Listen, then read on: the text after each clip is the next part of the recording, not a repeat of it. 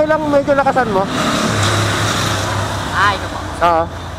We are created to worship God. That is our primary purpose.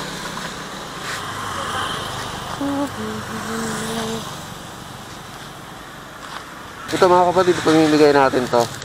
Magpapabasa lang tayo again ng Bible verse. Dito tayo. Aurora bus line.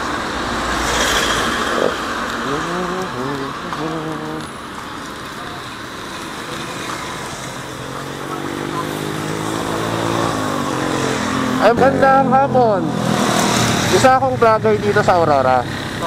Ngayon, may content kasi ako na may ipapabasa lang. Tapos ibibigay ko tong donut. Okay lang ba sa'yo? Papabasa po. Oo. No worries, hindi ito tusan ha.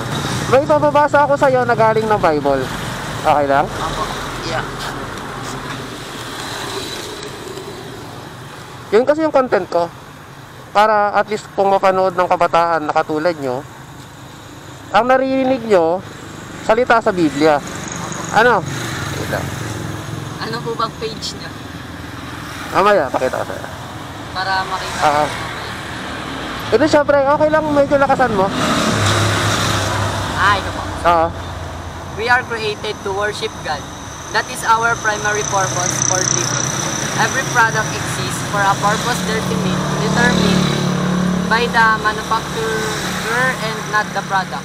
These people have a form for myself. They shall shew forth my praise. Isaiah 43 verse 8. Ayan. Ayun, salamat pala. Ito yung donut.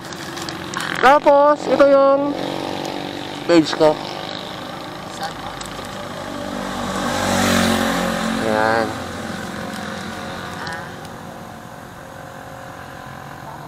Diyan lang ako sa kabilang barangay. Pwede yung pa-picture tayo? Okay lang?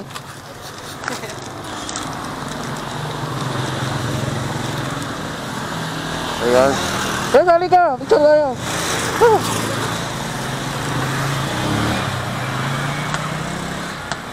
Yan lang sa kabilang barangay. Barangay. Anong year kayo din? Grade 11 po. Gusto po namin. Ay, okay lang. Sige bro. Thank you. Sige po. God bless. God bless. Bro. Thank you po. Thank you.